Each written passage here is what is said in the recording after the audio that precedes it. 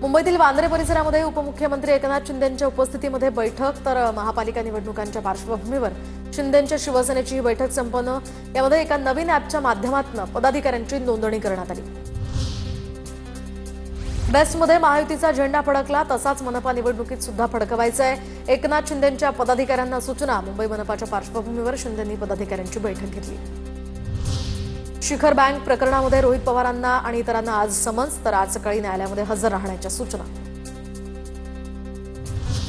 उपमुख्यमंत्री अजित पवार आज वर्धा जिल्ह्याच्या दौऱ्यावर, तर जिल्हाधिकारी कार्यालयाची अजित पवारांकडून पाहणी।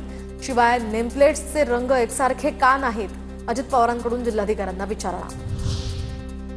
हिंगणघाटमध्ये माजी आमदार राजू तिमांडे यांचा दादांच्या राष्ट्रवादीमध्ये पक्षप्रवेश होणार। राजू तिमांडे राष्ट्रवादी शरद पवार गटाचे माजी पदाधिकारी। मुंबई सेना भवन या ठिकाणी शिंदेंच्या शिवसेनेचे बॅनर, ठाकरे कोमा, देवाभाऊ जोमात अशा आशयाचे हे बॅनर झळकले। मुंबई उच्च न्यायालयानं भाजप आमदार तमिळ सेल्वन यांच्या विरुद्धची निवडणूक याचिका फेटाळली। नियम आणि तरतुदींचं पालन न केल्याच्या कारणावरून काँग्रेसच्या गणेश कुमार यादव यांच्याकडून देण्यात आलं होतं आव्हान। मनोज जरांगेंची 24 ऑगस्टला छत्रपती संभाजीनगरमधील मांजरसुंबामध्ये अंतिम इशारा सभा होणार। मराठा समाजाला ओबीसी आरक्षण देण्याच्या मागणीसाठी जरांगेंचा 29 ऑगस्टपासून मुंबईमध्ये उपोषणाचा इशारा।